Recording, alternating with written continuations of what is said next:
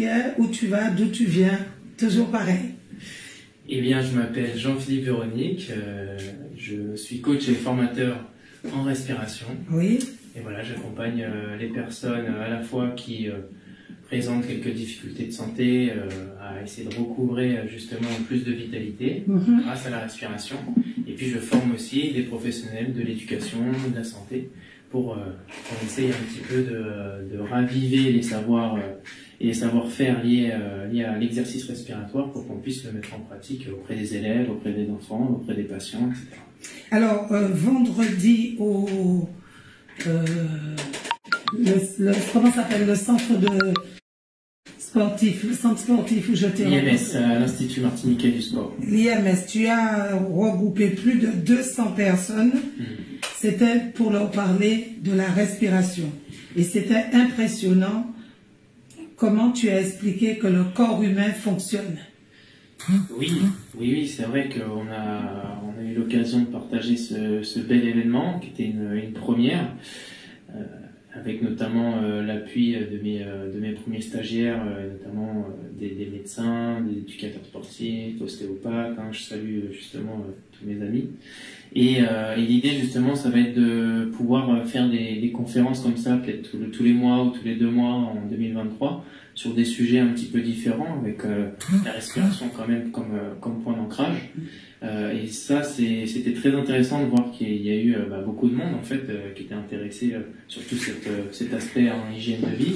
Et effectivement, on se rend compte qu'il y a pas mal de difficultés, notamment par rapport au sommeil, par rapport aux émotions, par rapport aux douleurs. Et on a commencé à introduire par le pouvoir du corps finalement.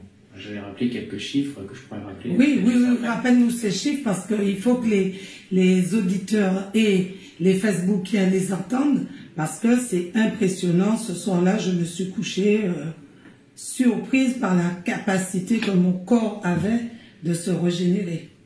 Oui, voilà, je parlais notamment de tous les mécanismes en fait qui sont en soutien et un peu en arrière sans qu'on puisse un peu les contrôler. Effectivement, quelques chiffres, par exemple au niveau digestif, on produit environ 9 litres de sucre digestif par jour. Donc c'est assez conséquent. Vous imaginez un pack de 6 bouteilles d'eau d'1,5 litre, voilà, c'est ce que vous produisez à peu près par jour. Et alors, quand par exemple les enfants, ils ont toujours tendance à boire énormément en mangeant, c'est une bonne chose ou pas? Alors, l'idée c'est que effectivement quand on mange, pour laisser l'estomac travailler et que l'estomac puisse créer ce bol alimentaire, sachant que l'estomac il a un pH autour de 2. Ça veut dire très acide? Ça veut dire très acide pour pouvoir en fait noyer les éléments qui arrivent dans l'estomac. Eh bien, si on boit trop en même temps, on va un petit peu diluer ce bol alimentaire, on va du coup diluer l'acidité qui est présente et ça va limiter la capacité de dégradation de l'estomac avec le sucre gastrique notamment. Donc l'idée c'est plutôt de boire avant de commencer de manger, de bien boire. On n'a pas besoin de boire et c'est plutôt antinomique de boire pendant. Et alors ceux qui boivent des boissons gazeuses, on va pas citer le nom de ces boissons, en mangeant et glacées, c'est pire. C'est extrêmement sucré, donc ça reste du sucre, mais ça, je pense qu'on va en parler après sur la partie alimentation peut-être, mais c'est vrai que c'est extrêmement, pour le coup, acidifiant, et c'est surtout une énorme dose de sucre. Quand vous prenez une canette de soda, je sais plus combien de morceaux de sucre, mais il y en a presque une bonne vingtaine, quoi. C'est juste énorme en termes de quantité de sucre, et ils font ça, les industriels, mettent autant de sucre pour justement créer ce côté addictif, parce qu'on sait que c'est plus addictif que l'héroïne, tout simplement. D'accord. Mais le fait d'avoir des boissons gazeuses pendant qu'on mange, si c'est bien ou pas? Si c'est bien.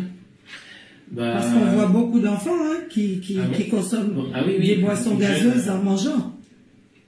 Non, c'est vraiment pour le coup un retard éducatif au niveau de l'équilibre alimentaire, parce que déjà de base le soda c'est comme un petit poison, donc faut appeler un chat un chat.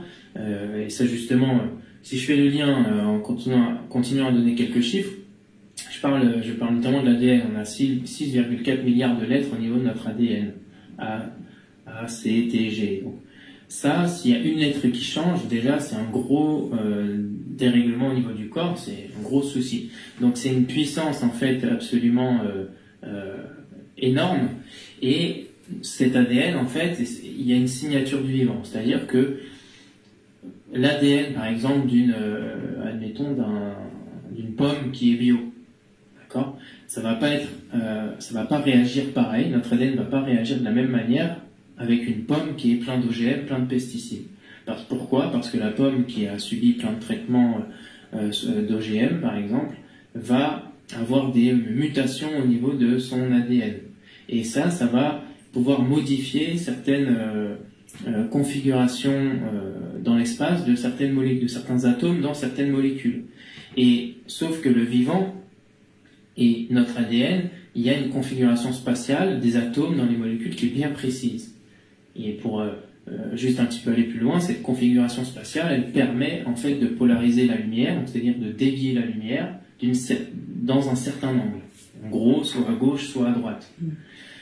Sauf que quand il y a des éléments qui sont peut-être des fois trop chauffés, enfin la température va pouvoir jouer pour modifier justement ces déviations de lumière, et donc en fait ça va modifier la configuration spatiale des atomes dans la molécule, et là ça devient compliqué, et l'ADN va l'identifier comme étant un danger, donc il va mettre en place aussi des systèmes de défense. Sauf que ça n'empêche pas que ces molécules-là viennent aussi s'intégrer dans le corps et dans les tissus, avec toutes les toxines et tous ces perturbateurs endocriniens qui vont s'installer dans le corps. Et donc, il y a une véritable signature du vivant, il y a une véritable résonance. Et si vous prenez encore donc, cet exemple avec une pomme, vous pouvez tout simplement faire l'essai avec en tout cas un fruit ou un légume bio et prendre quelque chose que vous achetez qui est pas bio et qui est plein de pesticides. Vous tendez votre bras. Vous tendez votre bras et vous demandez à quelqu'un d'essayer de vous faire baisser le bras. D'accord? Vous y allez avec le fruit d'abord qui est plein de pesticides. Vous allez voir que ça va se baisser d'une certaine façon. Et puis ensuite, vous allez prendre le fruit qui est bio et vous allez voir, vous allez résister beaucoup plus. Et vous allez voir même d'un point de vue là, purement physique, hein, et on pourrait dire énergétique, mais ça reste physique, et bien que il y a une signature énergétique qui résonne. On reste des ondes de forme. Hein. Notre corps humain, c'est principalement des ondes, des fréquences. On est capable de mesurer partout dans le corps en hertz, hein, comme on peut mesurer en hertz quand on tourne le bouton de la radio. Et ben c'est la même chose. Et il y a des signatures comme ça. On est capable de brancher aujourd'hui des dispositifs pour récupérer la signature de chaque élément vivant, par exemple. Et donc, il y a des signatures bien précises qui alimentent le corps, qui vont soutenir notamment le processus métabolique en aérobie, qui vont soutenir en tout cas les dynamiques du vivant. Donc on a tout intérêt à manger les fruits de chez nous, qui sont de saison et qui sont bio de nature, puisque on ne met aucun engrais, ils poussent avec la pluie, le soleil. Donc on a tout intérêt à déserter les pommes des supermarchés qui sont gazées avant de prendre le bateau et qui ont besoin de 35 produits chimiques pour pousser. Bien sûr, et puis par exemple à ce sujet-là, on sait aujourd'hui qu'à chaque saison, notre sang, il change sa composition chimique. À chaque saison. Toutes les saisons. Voilà, ça change, ça évolue. Donc, et ça, c'est en complète harmonie avec effectivement les fruits et légumes qui sont de saison. Donc c'est pour ça, on entend beaucoup d'injonctions, il faut manger ci, il faut manger ça. Mais déjà, je pense que c'est important de ne pas trop se prendre la tête, de prendre les fruits et légumes de saison, effectivement d'essayer à ce qu'ils soient non traités et juste d'en manger. Et donc, mais c'est important que tu le redises. Donc, tu dis aux gens qui nous écoutent que notre corps se modifie, notre corps s'adapte à chaque... nous, on a le carême, on a 2 saisons. Le carême est la saison des pluies. Et on a des saisons où on a des pommes cannelle, où on a des prunes de Citer. Donc, tous ces fruits de saison, c'est ça qui est bon pour nous. Oui, bien sûr. Et c'est pas ceux qu'on achète dans les supermarchés. Bah,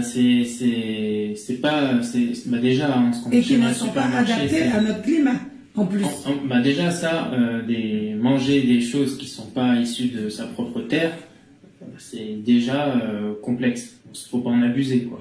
C'est-à-dire qu'on doit avoir une base alimentaire qui repose bien sûr sur sa terre. Ça c'est essentiel. En plus de ça, effectivement, on reste des êtres vivants, au même titre des aliments qu'on met dans notre corps. On est autant que sensible à l'atmosphère, à l'humidité, au soleil, à la lune, etc. Ça, aujourd'hui, c'est une multitude, pléthore d'études scientifiques là-dessus. On sait, par exemple, pertinemment que les radiations de la Lune sont directement liées aux évolutions et aux arbres, aux fruits, oui, j'allais dire au cycle féminin et aux menstruations. Oui. C'est que c'est complètement lié. Même la grossesse, c'est 9 lunes. Oui, voilà, on compte en lune. Il y a un moment, c'est quelque part se réadapter, se remettre dans cet élément naturel qui est la base, hein, et nous on est dedans. Voilà. Nous on est dedans et on fait partie de ça. Et donc forcément, si on a des fruits et des légumes qui poussent dans les mêmes conditions que nous, c'est que elles sont adaptées pour nous. C'est certainement pas effectivement la pomme qui vient d'Australie ou je sais pas d'où. D'accord. Il y a vraiment cette conscience-là à avoir et à transmettre aux enfants, juste pour rebondir sur la question des sodas. Là, aujourd'hui, effectivement, en plus ici, il y a un indice de surpoids qui est un petit peu plus prégnant que dans d'autres départements français. Qui est très important. Voilà. Et aujourd'hui, c'est vraiment essentiel que les figures d'autorité, en tout cas qui encadrent les enfants et les jeunes, remettre ce savoir-là dans leur contenu, parce que on peut plus laisser en fait simplement ce rôle, on va dire, à l'État qui fait ce qu'il peut, et qui va faire des campagnes, il y a des 5 fruits et légumes par jour, etc., mais en même temps proposer des visions distordues, quand on peut voir par exemple que KFC qui est un fast-food, qui est le sponsor de l'équipe de France de football, voilà, il y a des distorsions. Donc, une fois qu'on voit ces distorsions-là, il faut être capable de prendre du recul, de faire un choix et de dire, bon, moi, qu'est-ce que j'ai envie d'inculquer à mon enfant, qu'est-ce que j'ai envie d'inculquer à mes élèves, etc. Et effectivement, il y a des bases en termes d'équilibre alimentaire. Mais déjà, ce côté sucre, hein, ce côté sucre qui rassure, dites-vous bien qu'un enfant qui commence à fumer, ou qui commence à boire de l'alcool, ou qui commence à consommer beaucoup de sucre, quoi qu'il arrive, il cherche à développer de la confiance, il cherche à intégrer ces dimensions du masculin et du féminin qui représentent d'autres symboliques, hein, et ça c'est une base vraiment essentielle. D'accord. Alors, on continue. Donc, tu nous parlais du tube digestif. Je parlais des chiffres du corps. Alors voilà, rapidement. Donc, ouais. On parlait des 9 litres qu'on sécrète chaque jour. On peut parler des reins qui filtrent à peu près 170 litres par jour chacun. Donc on filtre à peu près 340 litres de sang par jour. Donc c'est beaucoup, 340 litres. 340 litres par jour. Par jour. C'est énorme. Oui, c'est énorme. Donc la machine, elle est vraiment très active. Chaque rein possède des petites unités fonctionnelles qu'on appelle les néphrons et qui justement vont filtrer. Et c'est un petit peu eux qui vont décider de ce qu'on fait passer, par exemple, dans l'urine et de ce qu'on remet dans la circulation ou de ce qu'on va renvoyer dans l'intestin. Et ces néphrons, on en a 1 million dans chaque rein, qui aussi vont pouvoir se renouveler. Mais on a 1 million dans chaque rein. Ensuite, ces mêmes reins, ils vont faire 1 kilomètre sur un petit essieu, comme ça, et ils font 1 kilomètre par jour. Donc chaque organe a une mobilité particulière. Quand un organe il perd en mobilité, il perd en fonction. Pour ça que je fais le lien avec le diaphragme, un petit peu avec la respiration tout de suite. Une bonne mobilité de diaphragme, donc apprendre à bien respirer, ça permet de masser les viscères. Sinon, les viscères, on n'a pas de muscles qui sont reliés directement dessus. D'accord. Elles sont par contre reliées avec des fascias et des nerfs à chacune de nos vertèbres. Donc c'est pour ça que, obligatoirement, quand on a un mal de dos qui persiste, c'est parce qu'on a une viscère qui dysfonctionne. Wow. C'est important de le comprendre. Et la respiration, et notamment reprendre de la mobilité de diaphragme, il y a les massages du ventre aussi qui peuvent vous aider, mais pour régler vraiment le problème à la source, il va falloir reprendre de la mobilité respiratoire. C'est absolument essentiel. Donc voilà, après on a quoi comme chiffre? On sait qu'on a... On sait quand même ici qu'on a énormément de personnes dialysées en Martinique. Bah, bien sûr. Il y a un taux... La dialyse, encore une fois, c'est les reins qui fatiguent parce qu'il y a un mécanisme d'hyperventilation excessif et notamment buccal par la bouche qui est mis en place. Donc, alors, va lentement pour les gens qui t'entendent pour la première fois. Tu dis que quand on respire par la bouche, c'est un problème. C'est un problème. Oui. Alors, je vais reprendre depuis le départ. Oui. Imaginons donc que j'ai un corps qui commence à montrer des symptômes, par exemple un petit peu de douleur, ou alors de la fatigue chronique, ou alors j'ai des soucis de sommeil, je sens que j'ai le sommeil pas réparateur, ou alors je me réveille pendant la nuit, ou alors je sens que mes émotions prennent à chaque fois le dessus, il y a un stress émotionnel qui est important, j'ai des douleurs chroniques, voilà. Et à partir de là, ça veut dire que le corps, il est passé un petit peu en mode acidose, c'est-à-dire qu'on a un pH naturel qui est autour de 7,3, 7,4, et il faut qu'il reste dans cet équilibre-là, pour que tous les échanges chimiques à l'intérieur fonctionnent bien et que notre système immunitaire il fonctionne correctement. Sauf que quand on commence à avoir ces symptômes-là, ça veut dire que notre pH il a commencé à baisser. Notre corps, l'environnement de notre corps est devenu plus acide. Donc, s'il est plus acide, ça veut dire qu'il y a trop de CO2, qu'il y a trop de gaz carbonique. Quand il y a trop de gaz carbonique, on a des récepteurs dans le sang qui évaluent le niveau de gaz carbonique, et s'il y en a trop, ces récepteurs envoient un signal au cerveau pour dire c'est un danger, fais-moi sortir du gaz, d'accord, parce qu'il y en a trop. Et le cerveau s'exécute. Et à ce moment-là, le réflexe, quand on n'a pas une respiration fonctionnelle et on ne le fait pas de manière consciente, c'est qu'on va commencer à hyperventiler, donc respirer un petit peu plus rapidement, et notamment par la bouche, parce que c'est plus confortable et c'est plus facile d'expirer et d'inspirer un gros volume d'air. Okay. À partir de là, on met en place un mécanisme d'hyperventilation, donc on va beaucoup respirer par la bouche, et là on va relâcher rapidement du CO2, parce que c'est l'objectif. Ce qui se passe, c'est qu'au bout d'un moment, si je relâche du CO2, je vais atteindre mon objectif, c'est-à-dire de faire remonter le pH à l'équilibre, mais si ça continue de rester en place, et ça reste en place, si j'en ai pas conscience, ça va continuer à monter mon pH. Et là, il va passer au-dessus de 7,4, c'est plus, au-dessus de 8, et là, ça va être un problème. Et là, le corps va dire, bah non, là, c'est un problème, il faut qu'il redescende. Okay, et il va faire redescendre, notamment en bouchant le nez. Parce que même si j'hyperventile par la bouche, je veux sortir du CO2, le corps, il va utiliser tous les orifices, donc il va aussi faire sortir par le nez. Et là, il va se dire, bon bah non, pour éviter que ça sorte moins et de faire redescendre le pH, tout en faisant quand même sortir assez du CO2, parce qu'à la base, il y a un souci, on va boucher le nez. Et là, on va avoir des personnes qui sont souvent prises du nez, jusqu'à des obstructions nasales, qui vont pouvoir générer des apnées du sommeil ou des gros ronflements. Ou des sinusites. Et ensuite, des pathologies, des infections. D'accord. Et des inflammations des sinus, parce que toute partie du corps qu'on n'utilise pas, elle s'atrophie, elle dégénère, voilà. Et effectivement, on sait qu'aujourd'hui que les sinusites, la principale cause, c'est la respiration buccale. On sous-utilise le nez. Et donc, j'y viens, pour terminer, au rein. Qu'est-ce qui fait que la chimie du corps peut justement être régulée? C'est que nos reins, ils vont pouvoir soit retenir, soit relâcher du bicarbonate. Sachant qu'on a besoin d'un certain niveau de bicarbonate pour pouvoir évacuer le CO2. Donc, quand on veut évacuer beaucoup de CO2, on va relâcher du bicarbonate. Okay, ça va permettre, il y aura des échanges chimiques qui vont permettre que ça sorte du corps. Mais quand on veut quand ça monte trop au niveau du pH et qu'on a besoin de retenir du CO2, et là, les reins vont retenir. Et en fait, les reins, au bout d'un moment, ils s'épuisent. Bien sûr. Et c'est ça, en fait, qui se passe. C'est que les reins, au bout d'un moment, ils s'épuisent, et je vous rappelle qu'ils bougent environ 1 km par jour, et au bout d'un moment, c'est comme vous, comme nous, on ne va pas pouvoir tenir un marathon tout le temps. Ok, on peut faire un marathon, notamment en plus si on est un petit peu entraîné, mais on ne peut pas faire un marathon tout le temps. Bien sûr. Tous les jours, il y en a qui arrivent à le faire, mais ils sont très entraînés. Mais sinon, oui, on ne peut pas faire un marathon tous les jours. Et vous imaginez, au bout d'un moment, on fatigue, quoi. On fatigue, on dégénère. Et ben, les reins, au moment, ils se fatiguent, c'est pareil. Ils peuvent plus parcourir leur distance optimale.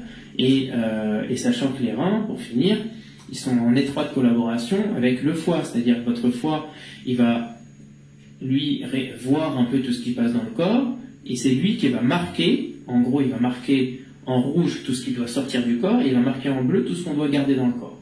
Ces éléments-là, ils arrivent au rein, au niveau de ses unités fonctionnelles, en gros. Et le rein voit, ok, bon bah tout ce qui est rouge, je le sors, donc je l'envoie par exemple dans l'urine notamment, et tout ce qui est bleu, ok, j'ai compris, je le relance dans la circulation. Dans le sang.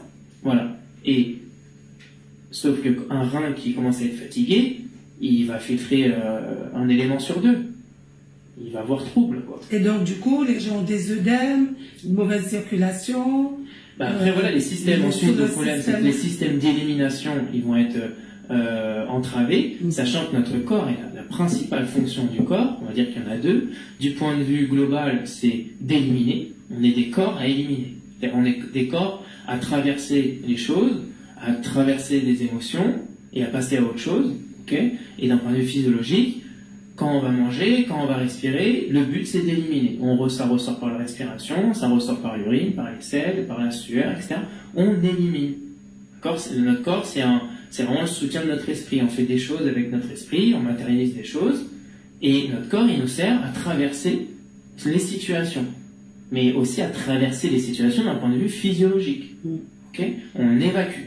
C'est la première fonction. Et la deuxième fonction qui notamment soutient les systèmes d'élimination, c'est d'apporter l'oxygène dans les cellules. Et c'est bien sûr le but du métabolisme de base, aérobie notamment, et de fonctionner justement avec endurance et avec sérénité, sachant que notre corps, de base, il est branché sur un système parasympathique, donc c'est-à-dire cette branche du système nerveux qui nous calme, qui nous régénère. On est beaucoup plus branché là-dessus qu'une branche qui nous excite. Donc on a beaucoup plus une tendance naturelle à l'intérieur du corps à se calmer, à écouter, à pas trop parler, à faire des choses qui nous passionnent et qui vont développer des niveaux, en tout cas, qui vont activer ce parasympathique, et qui vont finalement calmer le cœur et lui permettre de s'installer dans ce métabolisme aérobie. Donc voilà. Et pourquoi c'est l'inverse qu'on pratique aujourd'hui alors? On a plutôt tendance des gens énervés, stressés, excités, angoissés. C'est dû à tous les embouteillages, à tout ce qu'on subit, tout ce qui est... J'avais préparé un petit déroulé, mais avec Hélène, c'est toujours...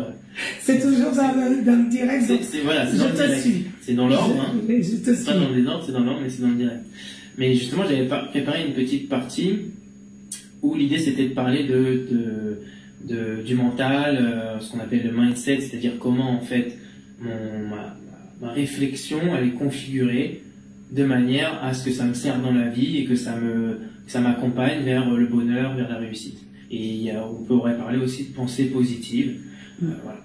Et pourquoi finalement, effectivement, on peut voir qu'il y a beaucoup de soucis de santé qui sont dus à justement des suractivations au niveau sympathique. Premièrement, je pense qu'il y a des moments où on connaît des espèces de petites chutes, des chutes de conscience, c'est-à-dire des moments où on se détourne un peu de nous-mêmes et on décide un peu de débrancher le cerveau entre guillemets et en fait le problème c'est que quand on fait ça, on va donner le pouvoir à l'extérieur.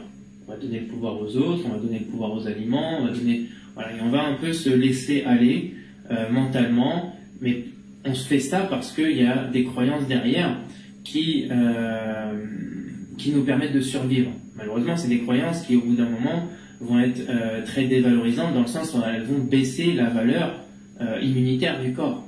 Parce qu'une croyance dévalorisante, oui, ok, c'est une croyance où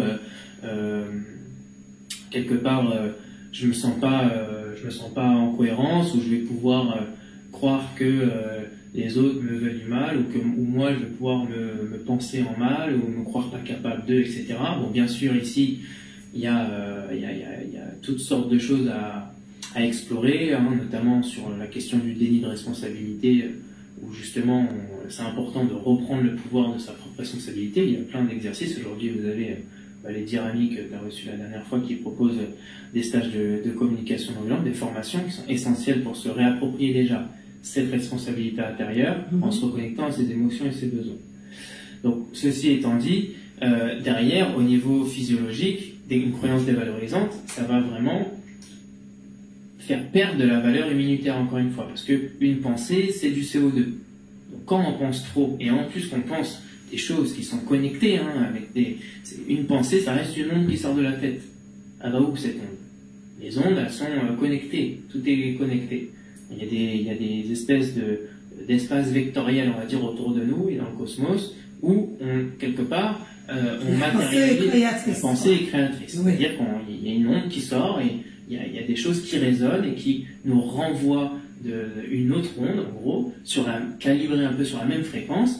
Et ces ondes-là, comme notre corps, c'est ça, et aussi, ça va venir permettre de créer dans la matière. Okay, on a tous notre écran, on imagine qu'on a tous notre propre écran de télé devant nos yeux, et on voit et on sélectionne les choses et on vibre pour vivre ça. Et ces croyances dévalorisantes, en plus de ça au niveau physiologique, elles vont vraiment perturber l'équilibre. Voilà, ça va créer beaucoup de stress. Et donc, je crois qu'il y a vraiment cette idée de reprendre une conscience de soi. Aujourd'hui, et puis de tout temps, il y a eu dans toute l'évolution, il y a eu il y a toujours eu des enjeux au niveau spirituel. Il y a une perte de spiritualité quand il y a une perte de la valeur immunitaire. Il faut retrouver sa propre spiritualité. La spiritualité, c'est quoi? C'est apprendre à s'aimer. C'est se réapproprier la connaissance de soi.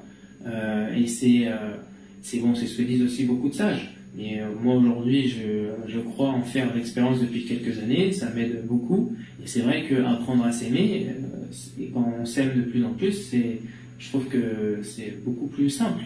Quand tu dis s'aimer, c'est s'accepter, c'est être bien avec soi-même d'abord. C'est ça, oui, on pourrait le dire comme ça, carrément. Oui, on pourrait le dire comme ça. Et donc ça, aujourd'hui, donc, si on regarde nos modèles éducatifs, si on regarde comment on accompagne les jeunes, j'ai du mal à dire qu'on leur apprend à s'aimer. Est-ce qu'il y a des... Et en fait, pourquoi aussi? Parce qu'on a mis la spiritualité dans des cases, alors qu'on ne peut pas la mettre dans des cases. On va pouvoir dire spirituel, et bon, il y a des personnes pour qui ça va parler, mais il y a des personnes pour qui ça va faire peur, parce que en fait, c'est un mot qui est assez puissant, et parce que ça renvoie à des choses qui nous dépassent. Et c'est bien le but. Mais dans un mental qui est agité, vous imaginez bien que c'est une énergie qui vient du cœur, et qui vient rassurer ou qui vient ouvrir, tout simplement, mais ouvrir sur des croyances qui sont très figées, qui nous ont permis de survivre pendant longtemps, et quand on vient ouvrir ça, c'est très difficile. Donc, aujourd'hui, il y a à la fois individuellement un besoin de se réapproprier cette conscience-là, mais il y a, je crois aussi, un besoin de s'entraider et d'entraide, hein, et que justement, les personnes qui sont peut-être déjà dans ce niveau de conscience-là, et à partir du moment où on le voit chez les autres, c'est d'essayer de mettre des choses en place pour que ça avance, mais déjà se concentrer sur les générations futures. Sur soi, bien sûr, hein, même en premier, avant sur soi, et puis dès qu'on se sent capable de le faire, sur les générations futures et sur les enfants. Il faut beaucoup donner du temps aux enfants, les sortir des écrans, les sortir C'est une façon d'avoir la paix. Beaucoup de parents utilisent les écrans, les portables et tout pour avoir la paix, alors qu'il faut leur donner du temps, leur consacrer du temps, être avec eux, leur lire des histoires, leur raconter ce qu'on faisait quand on était enfant, les reconnecter à nous, quoi. Bien sûr, bien sûr. Après, il faut surtout leur apprendre. Leur apprendre c'est quoi un écran, leur apprendre... Parce que eux ils vont grandir avec ça, d'une manière ou d'une autre. Et c'est important surtout de leur apprendre. Effectivement, de gérer entre le cadre, l'interdit et l'apprentissage avant tout. C'est important que c'est important que l'interdit s'insère dans un cadre d'apprentissage. Leur expliquer pourquoi. Voilà, par exemple, si on interdit, leur expliquer pourquoi. Bien sûr. Et ils sont éminemment connectés, les enfants, et ils sont là de toute façon pour, entre guillemets, nous déstructurer. Et eux, ils naissent avec des nouvelles vibrations. On sait que la vibration de la Terre a beaucoup augmenté. que c'est eux, ils arrivent avec beaucoup d'informations. Si on les laisse exprimer en leur expliquant, en leur donnant quand même quelques informations, c'est eux qui vont aussi... eux, ils ont pleinement leur rôle à jouer et ils ont beaucoup de solutions à apporter. Alors, et pourquoi ils sont aussi... je cherche mes mots, mais pourquoi ils sont phagocytés par les écrans comme ça? Que c'est comme un aimant. Oui, c'est magnétique. C'est magnétique. C'est magnétique et puis ça permet... parce que ce qui s'est quand même passé, c'est que ça a mis une connexion mondiale. Ça a mis une connexion mondiale. Même moi, je suis dans l'entre-deux, dans la génération un peu entre-deux. J'ai eu... quand il y a eu les premiers portables, j'étais en 6e ou en 5e, à l'époque des 3310, etc., des Nokia. J'ai quand même connu le avant, effectivement, où on allait à la campagne, on construisait des arbres, on construisait des arbres avec des arbres, on faisait du vélo, enfin, il n'y avait pas tout ça. Il n'y avait absolument pas tout ça. Et j'arrive aujourd'hui à faire la différence, parce que quand il n'y avait pas ça, t'es avec toi-même, t'es avec tes amis, t'es avec un ou deux potes, et voilà, et tu utilises ton cerveau complètement différemment. Même moi, je le vois quand des fois je passe du temps au téléphone avec le travail ou avec des amis. C'est vraiment une autre manière de fonctionner. Et c'est vrai qu'il y a un côté qui est très intéressant parce que tu peux te connecter au monde entier en 2 secondes. Oui. En 2 secondes. Oui. Et donc du coup, c'est d'un point de vue énergétique et on va dire humanité, c'est quand même le jour et la nuit, quoi. Et effectivement, ça, aujourd'hui, c'est arrivé dans nos mains en tant qu'humanité, donc il faut apprendre à s'en servir, effectivement. La technologie est là, mais le problème, c'est qu'on ne sait pas l'utiliser. On voit tout ce qu'on fait en termes de... il y a quand même il y a des projets innovants, mais qui sont quand même très à la marge, mais quand on voit comment, simplement, la technologie est utilisée, les réseaux sociaux sont utilisés à des fins de propagande, à des fins de mercantiles ou des pubs pour par exemple des produits alimentaires qui sont absolument empoisonnants. C'est le terme. On va appeler un chat un chat. Oui.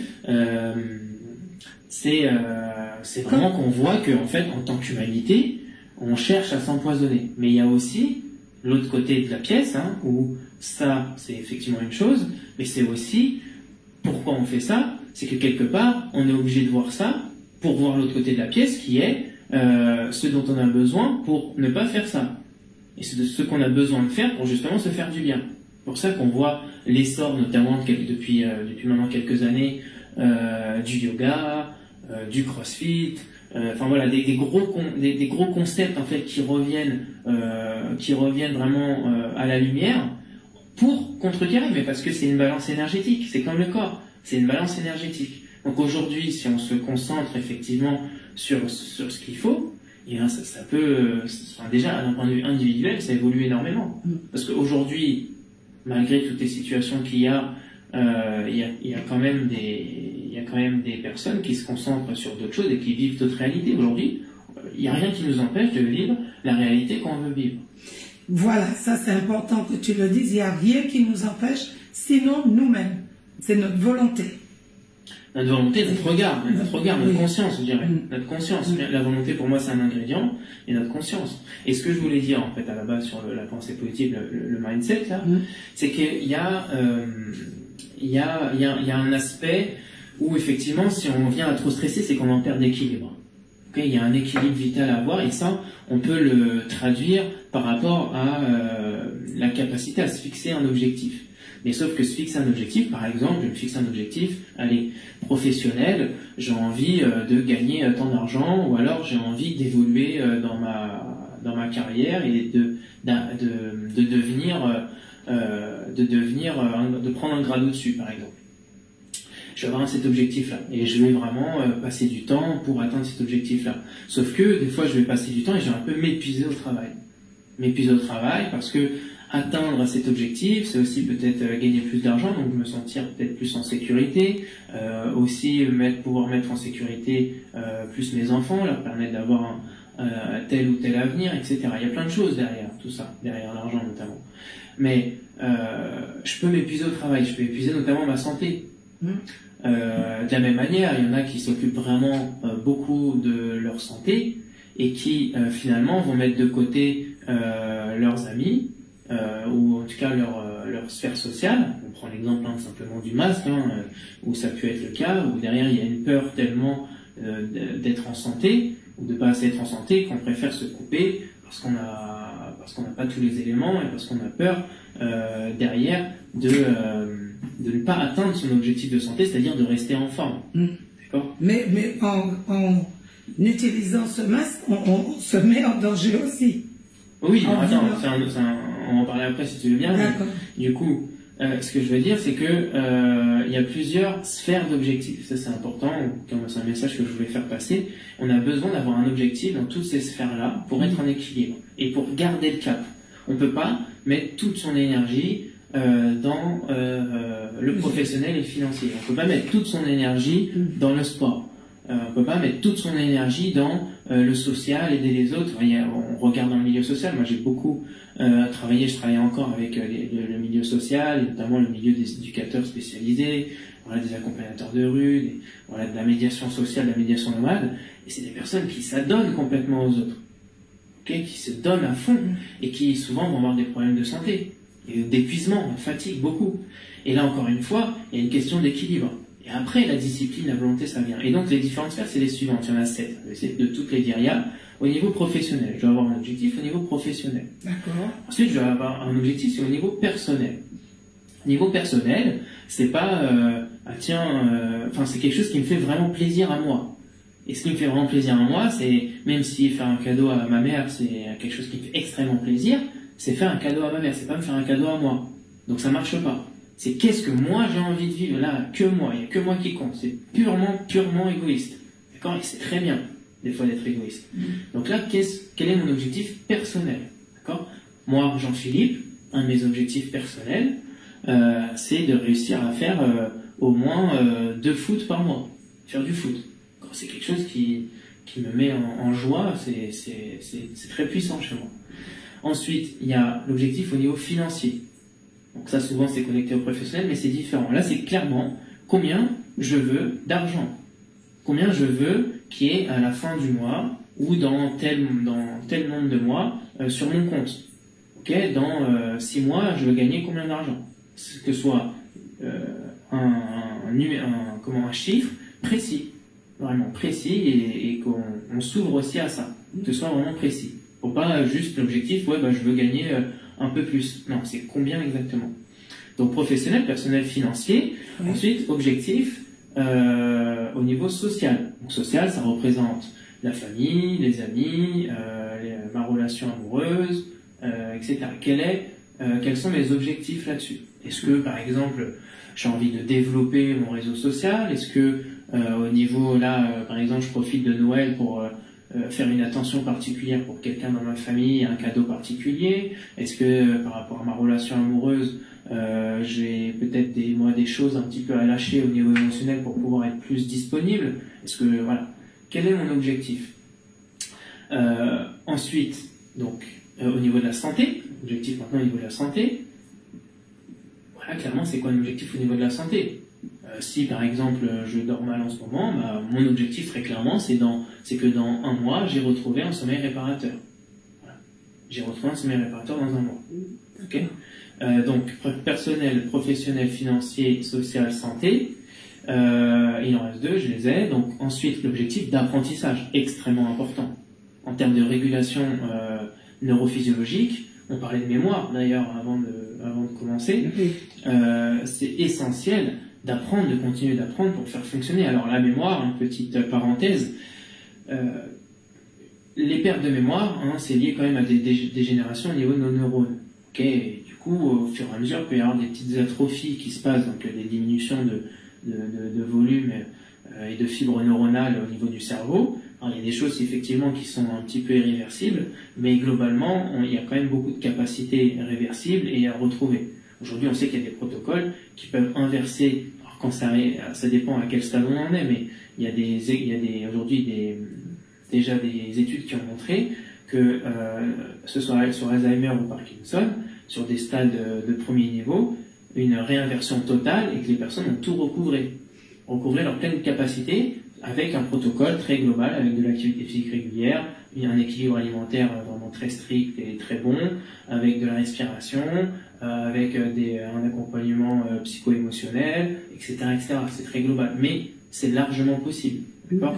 Donc, la perte de mémoire, c'est lié à des dégénérations au niveau de nos neurones. Donc, qu'est-ce qui permet de créer des nouveaux neurones? C'est de l'apprentissage. Apprendre à faire de nouvelles choses. Rester curieux, utiliser son pouvoir créateur neuronal, etc. Parce qu'on crée des nouvelles connexions.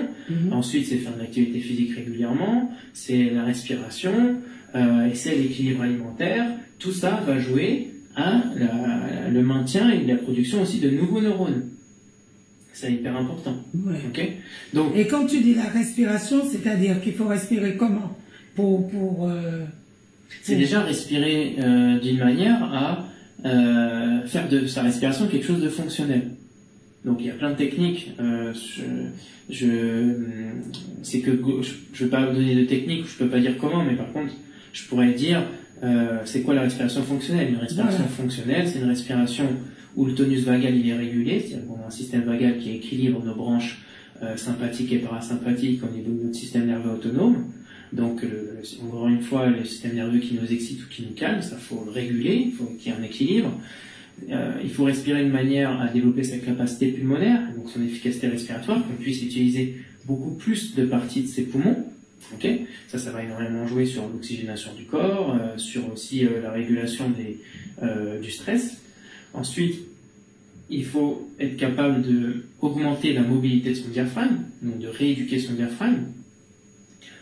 Là-dessus, on sait que la plus grande proportion des asthmatiques, ce sont des sportifs, parce que en fait, le diaphragme, quand on fait du sport ou de l'activité physique, même de manière intense, on ne rééduque pas son diaphragme, mais on ne le renforce pas. On parle de force musculaire respiratoire, et ça, c'est des exercices spécifiques du diaphragme. Et c'est pour ça que quand on fait du sport, ou quand par exemple on va faire du sport et qu'on a des points de côté régulièrement, c'est pas normal.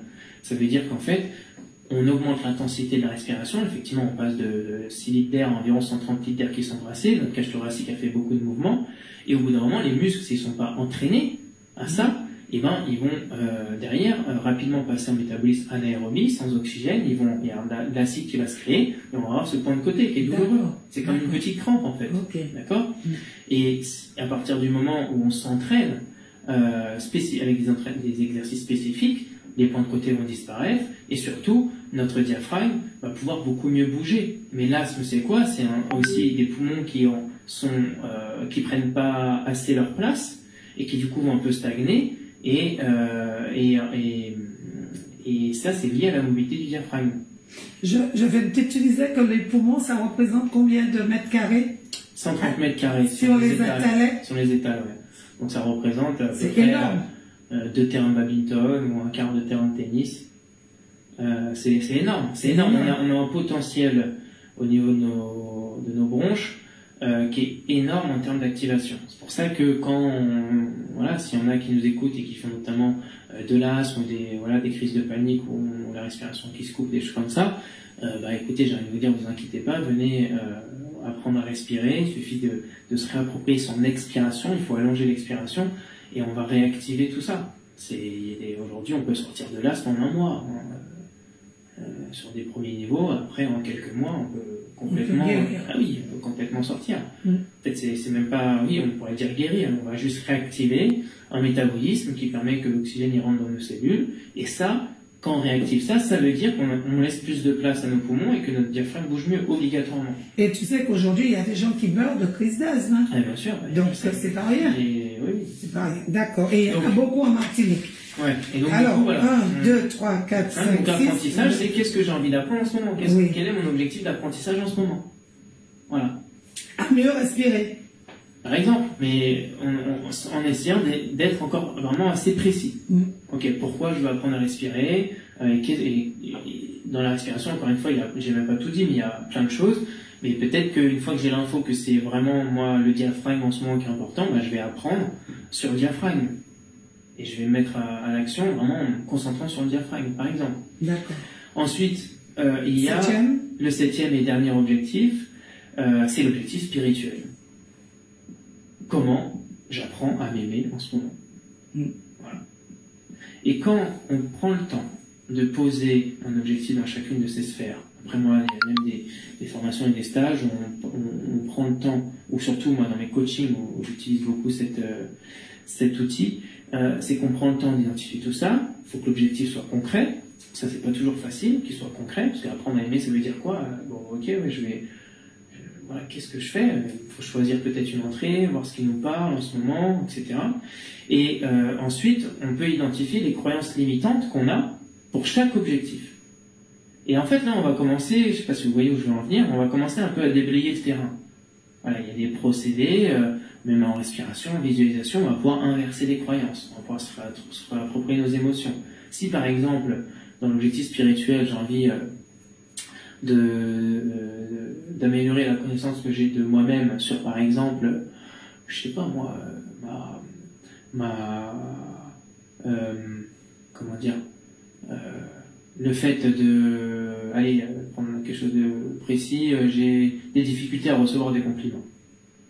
D'accord ? Beaucoup de gens ont des difficultés. Voilà, c'est un exemple, c'est assez précis. Et bien, j'ai envie de travailler là-dessus. J'ai envie de comprendre la tension qui se génère à l'intérieur de moi et qui m'empêche de recevoir l'amour qu'on me donne. Parce qu'il y a un peu de ça derrière. Okay ? Ça, c'est un objectif précis. D'accord ?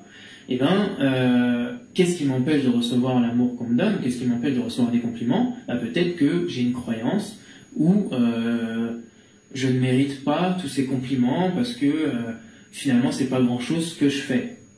Donc, j'aide beaucoup les gens et souvent, c'est des personnes qui aident beaucoup.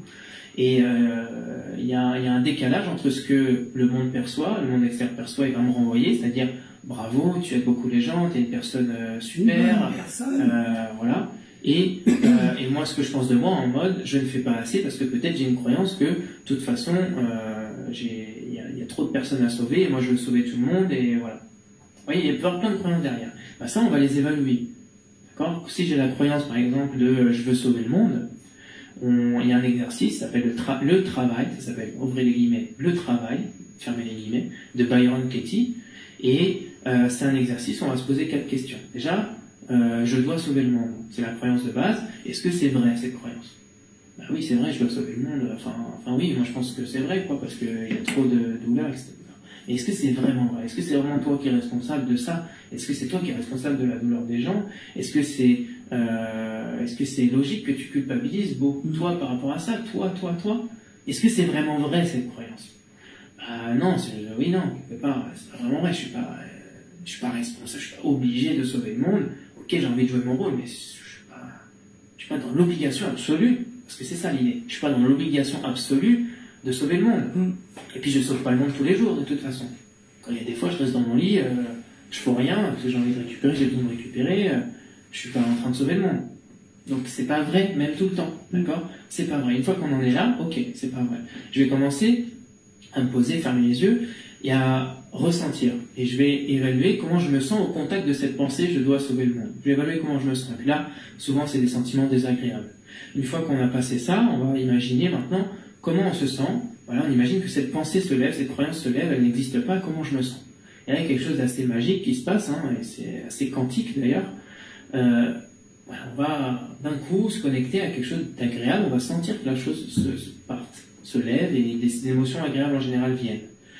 Et à partir de là, pour finir, on va prendre le temps d'écrire cette croyance et on va l'inverser. Quel est l'inverse de je dois sauver le monde? C'est quoi l'inverse, une croyance inverse? C'est par exemple, je dois me sauver moi-même. Oui.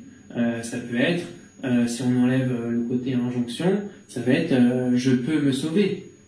Peut-être que le contraire de sauver, parce que si je dois sauver quelque chose ou moi être sauvé, peut-être qu'il y a un peu un danger. Donc peut-être que le contraire, en gros, c'est que tout va bien. Donc peut-être que aussi, si on pousse, une autre forme d'inverse, c'est je peux être bien, je peux aller bien, je peux vivre pleinement ma vie. D'accord? Et en fait, la personne va identifier tous les inverses possibles et choisir celle qui l'appelle le plus et qui la met le plus en joie. Voilà. Par exemple, je peux vivre pleinement ma vie. Et on se rend compte que ça, c'est l'autre côté de la pièce.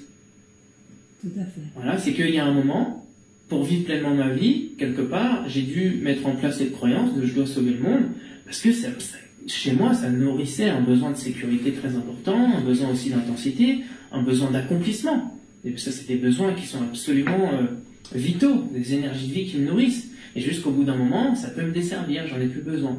D'accord? Et on met autre chose. Et de faire ça dans tous ces aspects-là, je vous assure que ça amène une forme, j'en ai des frissons rien que de le dire, ça amène une légèreté et ça permet d'y voir plus clair. Ça permet vraiment d'y voir plus clair sur ce qu'on est en train de faire et sur ce qu'on veut faire. Et sur ce qu'on vit. Et sur ce qu'on vit, bien sûr. Et sur ce qu'on vit, bien sûr, et de nommer ce qu'on vit à l'intérieur. Donc voilà, pour réagir par rapport à ça, c'est un aspect, voilà, moi je voulais parler de ça, je voulais parler effectivement en termes d'hygiène de vie, et bien sûr, ça lève beaucoup de douleur, hein, parce que je crois que le titre c'était hygiène de vie et douleur. Oui. Le fait de se libérer de certaines pensées, ça libère beaucoup de douleur. Hein. Le psychosomatique aujourd'hui, c'est pas du tout ésotérique, hein, c'est quand même très précis. On sait aujourd'hui quel type de pensée peut provoquer quel mal dans le corps. Donc c'est vraiment très scientifique. Donc là-dessus, c'est important de se lâcher prise, de se libérer un peu l'esprit de certaines choses voilà, qui vont nous dévaluer. Et puis ensuite de se concentrer sur le mouvement du corps, à la fois avec une activité physique régulière, à son niveau. On sait aujourd'hui que faire 7 minutes par jour, ça suffit. 7 minutes. 7 minutes, on dit, il y a des études scientifiques là-dessus. 7 minutes par jour de mouvement, divers et variés. Même si tu es assis dans ton fauteuil, tu prends un ballon que tu envoies en l'air, si tu n'as pas la possibilité de marcher en fonction de ce que tu peux faire, ne serait-ce que 7 minutes, c'est important. Voilà, 7 minutes par jour, en essayant au début juste d'investir pour apprendre une petite batterie d'exercices. Mais aujourd'hui, vous pouvez accéder là, ici largement à des éducateurs, des associations, des coachs, des personnels soignants, etc., qui vont vous apprendre une petite batterie d'exercices. Si vous voulez vraiment l'information, vous allez la trouver. Sinon, écoutez, il y a Internet, et on va faire ces 7 minutes par jour sur des choses qu'on peut faire, bien sûr. Et ça va suffire déjà pour relancer la machine. Si on fait ça, plus le côté pensée positive, ensuite le côté mobilité, on va faire pareil du mouvement pour essayer de développer la mobilité de ses articulations. Et puis qu'on va avoir un équilibre alimentaire. Important. C'est notre vie qui s'offre à nous. Alors, l'équilibre alimentaire. Mon Dieu, le temps passe vite en ta présence. Hein. L'équilibre alimentaire. Aujourd'hui, en Martinique, on aime manger beaucoup de yaourt, le matin, le soir, beaucoup de laitage, beaucoup de féculents. Tu es catastrophé. Non, je suis pas catastrophé, mais c'est bien qu'on finisse ça, on peut finir là-dessus. Alors bien sûr, il y a ça, et puis j'ai pas dit, mais et la respiration. Bien sûr, hein, la respiration, je le mets, on va dire, dans l'activité physique régulière, enfin, mais même, ça pourrait être une bulle à part. Tu dis qu'avec la respiration, les gens ici aiment beaucoup parler de booster ses cellules souches. Tu dis qu'avec la respiration, on peut booster ces cellules souches. Donc, parle de l'alimentation et après, booster des cellules souches. Mais il va falloir que tu reviennes, hein, parce qu'on n'a pas fait la moitié de ce qu'on avait fait. On a tout fait? Oui, on a quand même fait pas mal de choses. Hein, d'accord. Après, voilà. Vas-y. Alors l'équilibre alimentaire. L'équilibre alimentaire. L'idée, c'est que ma cellule puisse vraiment assimiler et éliminer. C'est vraiment l'objectif. Ce que tu as dit au début. Voilà. Que, en gros, tout ce que j'ingère puisse soutenir ces processus d'élimination. Maintenant, voilà, toute proportion gardée, mais c'est au moins d'avoir une base de santé, une base d'équilibre, qui nous permettent de faire, voilà, des petits excès qui vont pas perturber, en gros, l'équilibre de mon corps. Donc, c'est quoi cette base? C'est une base qui est en accord avec les lois du vivant, donc manger un maximum de fruits et légumes de saison, de manger quand même, ou de se rééduquer à manger cru, d'accord? On fait ça très peu. On doit avoir une base. Donc manger cru, des carottes, tout ce que vous pouvez manger cru, entre les fruits et les légumes. J'ai essayé les gombos. C'est très bon les gombos crus. Ça passe bien cru. Je savais pas qu'on pouvait, c'est ailleurs que... Globalement, à part les patates ou les fruits, voilà, vraiment qu'on doit cuire à l'eau ou à la vapeur, on peut tout manger cru. Hein. extrêmement de choses, il y a beaucoup d'aliments qu'on peut manger crus. Donc déjà reprends une base crue, reprends ensuite une base de céréales, qui est bonne, pas qui est plein de pesticides, etc. Si vous prenez du riz ou même des pâtes, déjà si vous avez du mal à vous passer du blé, déjà prenez du blé bio, essayez de prendre du blé complet. Sinon, il y a du riz.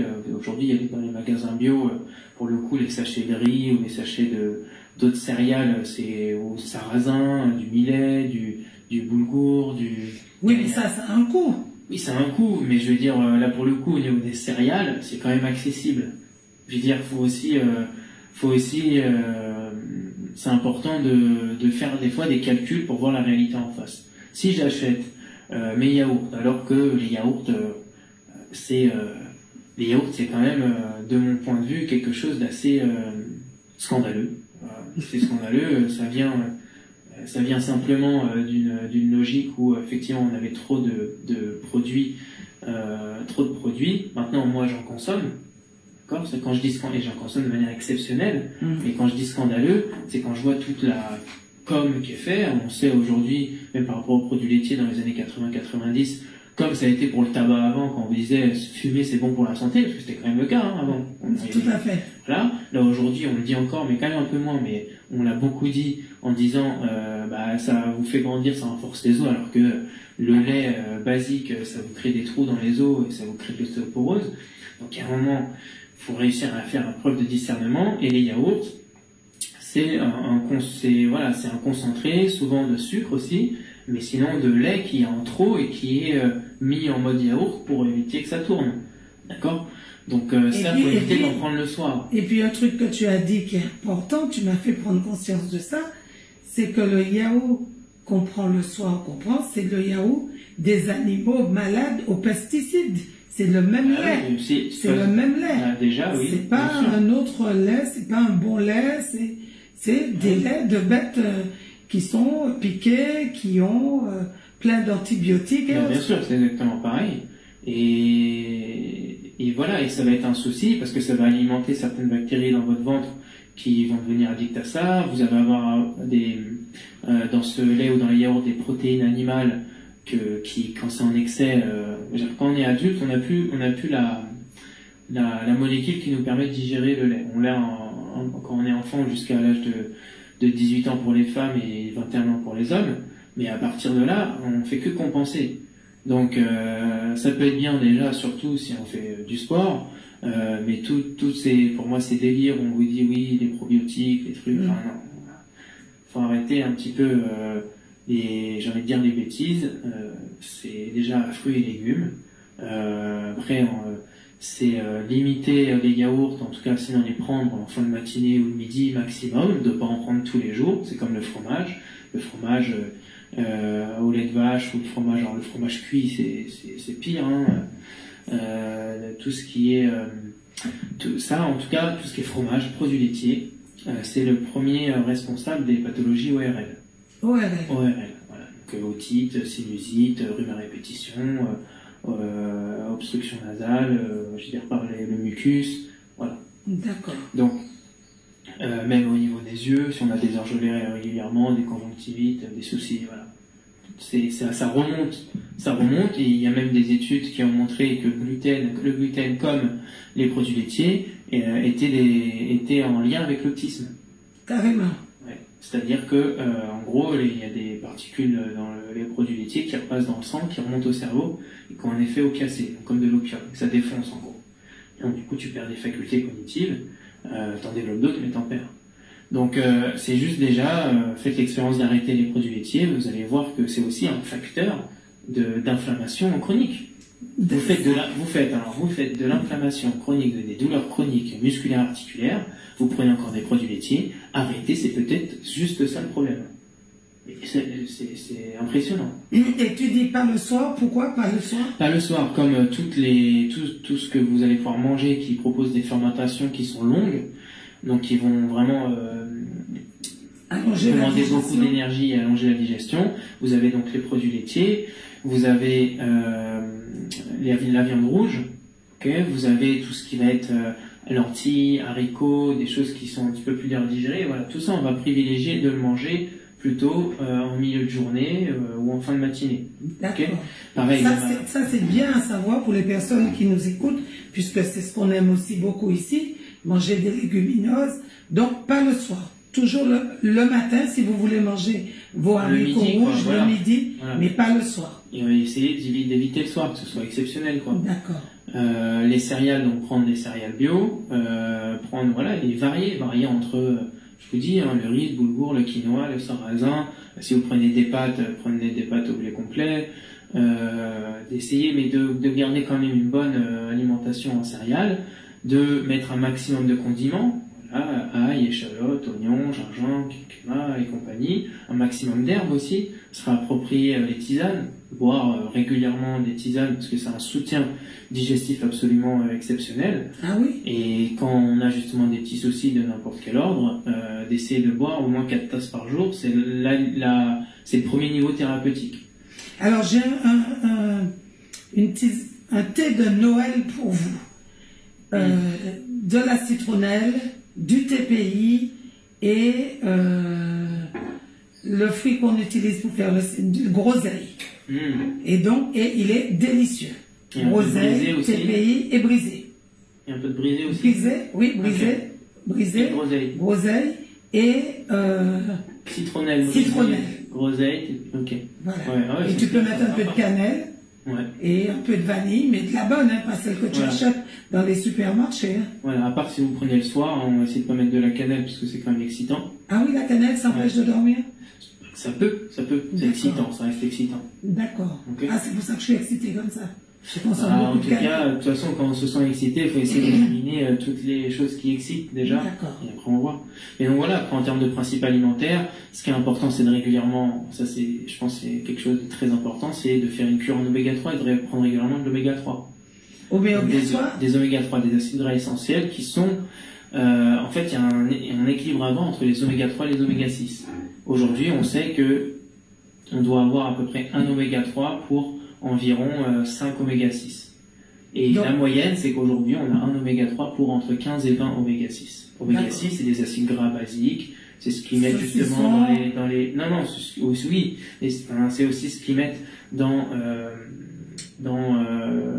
toutes les comment dire, les produits alimentaires qui sont un peu gras ou où il y a des additifs, ils vont mettre des oméga 6 parce que c'est beaucoup moins cher, c'est beaucoup plus facile. Non, mais pour les gens, pour consommer, donc consommer des sardines, consommer des oléagineux, des noix, etc. Mais surtout consommer des huiles de noisette, des huiles de bois, de l'huile d'olive, de l'huile. Vous pouvez vous faire un mix d'huile. Vous avez la marque Olonage. Olonage, vous pouvez vous faire livrer. Il y a des mix d'huile, mais en tout cas, c'est de prendre une cuillère d'huile tous les matins. Ah oui. D'accord. Tous les matins, à jeun. Vous allez prendre une cuillère d'huile, vous allez la malaxer dans votre bouche pendant 1 à 2 minutes, et là vous allez vraiment rééduquer votre système immunitaire, parce que vous avez des petits bonhommes, ces oméga 3, ils sont aux portes de la cellule, d'accord? C'est eux qui regardent ce qui se passe à l'extérieur, et en regardant ce qui se passe à l'extérieur, ils dialoguent avec l'intérieur de la cellule, et en fonction de ce que dit l'oméga 3, votre cellule, elle va modifier ses concentrations de certaines protéines, des protéines kinases notamment, dans le cytoplasme, et la modification, et en fait les niveaux de concentration de certaines protéines kinases, va directement influer la réponse immunitaire de l'ADN. Donc si on est déséquilibré là-dessus, il ne faut même pas chercher à comprendre, c'est la base de la base. Alors, redis-nous ça, qu'est-ce qu'il faut prendre? Une petite cuillère d'huile? Il faut, par exemple, j'invite tout le monde à faire une cure de 3 mois, en prenant une cuillère le matin d'huile. Vous pouvez prendre déjà, si vous avez que ça, vous pouvez prendre déjà de l'huile d'olive. Oui. Et sinon, vous pouvez vous acheter de l'huile de noisette, de l'huile de bourrache. Essayez de prendre, il y a des mix après qu'on peut faire. De l'huile de cameline, voilà. Et sésame. Oui, toutes les huiles que tu nous cites là, elles sont pas bonnes au goût, hein. Oui, mais il y a des mélanges à faire. Après, je vous dis, il y a des entreprises spécialisées pour ça. Vous avez Olonage, qui est une marque bio, vous avez une cure pour 55 €, pour 3 mois. Pour 3 mois, avec une huile par jour. D'ailleurs, si vous tapez, c'est quoi déjà, j'ai un code là-dessus, Sur Internet, ça se trouve en Martinique ou pas? Oui, oui, non, c'est sur Internet. Mais sur Internet, vous pouvez aller sur Lonage, regarder la composition des huiles et faire votre propre mix. Lonage. Lonage. H-O-L-O-N-O. Non, H-O-L-O-N-A-G-E. N-A-G-E. Voilà. D'accord. Lonage. Et donc, vous allez prendre une cuillère tous les matins pendant 3 mois. Et vous allez rétablir votre équilibre en oméga 3. Ça, c'est absolument hyper puissant. Par exemple, quand on a des troubles du sommeil ou des inflammations vraiment chroniques, c'est essentiel de faire ça. De prendre une petite cuillerée à jeun. Voilà, une cuillère à soupe. On la malaxe pendant 1 à 2 minutes dans la bouche avant d'avaler, pour qu'elle rentre bien dans les muqueuses. Et après, on avale. D'accord. Donc ça, c'est essentiel au niveau des oméga 3. Le matin, ne pas s'envoyer des décharges de sucre trop vite. Pareil, pas de café trop vite. On boit un grand verre, on boit un maximum d'eau dès le départ, à jeun. Ensuite, vous pouvez faire des cures avec de la spiruline, des cures d'argile. Enfin, voilà, on pourrait parler d'argile. L'argile, c'est essentiel. On peut faire des cures en interne. Donc après, il y a une technique, hein. Mais c'est de mettre une petite cuillerée d'argile dans un verre en bois ou un verre en plastique et vous tournez, vous laissez ça reposer le soir. Et le matin, vous buvez uniquement l'eau trouble au début, et puis si au bout de 2-3 jours ça va, vous commencez à boire aussi un peu de terre, et si ça va, vous buvez tout le verre, sinon vous restez juste à boire l'eau trouble. Et vous faites ça pendant 35 jours. Pendant 35 jours. La première fois, c'est toujours 35 jours. Et au bout de 35 jours, vous faites une semaine de pause, une semaine de cure, une semaine de pause, une semaine de cure, et vous faites ça pendant 6 mois, 1 an. Et les bienfaits? Et les bienfaits avec l'argile, c'est que ça va en fait, la première semaine, ramener toutes les toxines au même endroit, donc ça va réveiller toutes les inflammations. Donc c'est normal s'il y a des inflammations qui se réveillent, et ça va commencer à évacuer avec puissance. Sauf que l'argile, c'est quelque chose qui est très cicatrisant, c'est quelque chose qui est absorbant, donc ça va absorber les toxines dans les tissus, et c'est adsorbant, avec un D, adsorbant. Ça veut dire quoi? Ça veut dire que ça absorbe toutes les toxines dans les liquides, donc tous les liquides corporels. C'est pour ça que c'est utilisé dans l'industrie du beurre, de la margarine et de l'essence. C'est l'argile qui est utilisée. Et c'est de la blanche ou de la verte? De la verte. De la verte. Et là, vous en trouvez, prenez la limite, voilà. Okay. Et c'est important, par contre, quand vous faites la cure d'argile verte, d'avoir une alimentation où il n'y a pas de fromage, où il n'y a pas, si possible, il n'y a ni viande ni poisson. Et ou alors vraiment un peu de viande blanche légère ou un peu de poisson léger, allez 2-3 fois par semaine, les grands maximum si vous pouvez pas vous en passer. Sinon c'est une alimentation végétarienne, sans fromage, sans soda et compagnie bien sûr, et idéalement vraiment on limite le café. On peut prendre du sucre, mais vous pouvez manger des fruits, des légumes. Oui, mais pas de sucre ajouté. Voilà, ou alors du sucre bio, vous pouvez, hein, mais voilà, on essaie de limiter un maximum. D'accord. Et ça va vraiment vous aussi amener beaucoup de minéraux dans le corps. Parce que c'est un concentré de minéraux. Aujourd'hui, il y a des observations qui ont été faites d'anémie, donc des carences en fer, d'anémie qui ont été régulées par des cures d'argile, alors que l'argile contient peu ou pas de fer. Donc ça régule. Dans la terre, l'argile, c'est l'ingrédient essentiel pour que la terre soit en bonne santé et qu'il y ait du humus, etc. D'accord. L'argile, c'est quelque chose d'assez mystique et mais aujourd'hui, on sait comment on s'en sert. Donc voilà un petit peu l'équilibre alimentaire. Et donc le matin, on va pas, vu que le foie est en train de travailler, on va pas s'envoyer des décharges de sucre, des décharges d'excitation, et on va plutôt calmer les choses et on va commencer à surtout manger idéalement à partir de 10 heures, de manière plus copieuse. D'accord. Bien, mais je vois qu'il faudra que tu reviennes. Alors, dis-nous ton actualité ce week-end. Pour finir, qu'est-ce que tu fais pour tous ceux qui nous écoutent et qui veulent en savoir plus? Alors, effectivement, pour finir, je suis encore un peu moins de 2 semaines. Dimanche, donc c'est-à-dire on est jeudi, donc dimanche prochain, dans 3 jours, le 11 décembre, je fais un stage toute la journée de 9h à 17h de respiration, où là on apprend les bases de la respiration, vous partez avec beaucoup de techniques et de programmes. Et puis surtout vous expérimentez tout ça. Vous savez quand vous repartez d'ici comment vous rééduquer. Mais attends, moi je suis venue à ce stage. Tu sais que quand je suis partie du CETEM, magnifique, j'ai découvert que je pouvais rester en apnée indéfiniment. Mais surtout, quand je suis rentrée chez moi, à 20h, j'étais au lit et je me suis réveillée à 6h du matin. Alors que moi, je ne suis pas couchée avant minuit, 1h du matin, tous les jours. Et depuis que j'ai fait cette séance de respiration et tout, Hier, je fais la sieste l'après-midi, chose que je ne faisais pas. Peut-être que mon corps était épuisé ou quoi. Ben oui, oui, c'est possible. C'est possible. Et donc, ça J'ai jamais endormi. Ben oui, ben t'en avais besoin. Hier soir encore, je me suis endormi, il était très tôt, et pour me réveiller à 5 heures ce matin. Ben c'est super, ça veut dire que toi, la respiration, c'est très actif. Et puis je crois que tu avais mal au dos aussi. Oui. Et puis mes douleurs se sont atténuées, et là ce matin, j'ai plus mal du tout. Non, voilà, donc on a vu pas mal de techniques, hein, des respirations anti-inflammatoires, des respirations effectivement qui vont booster, qui vont bien reconfigurer le système nerveux, et quand on reconfigure le système nerveux, des fois c'est la branche parasympathique donc qui calme, hein, qui doit reprendre le dessus, et là on envoie le corps, et après si on s'écoute, on écoute les signes du corps, ben effectivement, ça va beaucoup mieux. Donc dimanche 11 décembre il y a ça, et puis ensuite la formation, il me reste 2 places, donc c'est du 15 au 18 décembre, donc de jeudi à dimanche inclus, de 9h à 17h. Et là, c'est un stage vraiment en immersion sur la respiration de 4 jours. Enfin, c'est une formation même plutôt. Et donc, voilà, si vous désirez aller vraiment plus loin et vraiment vous connecter à cet outil-là, et ben c'est là que ça se passe. Merci Jean-Philippe pour toutes ces bonnes indications.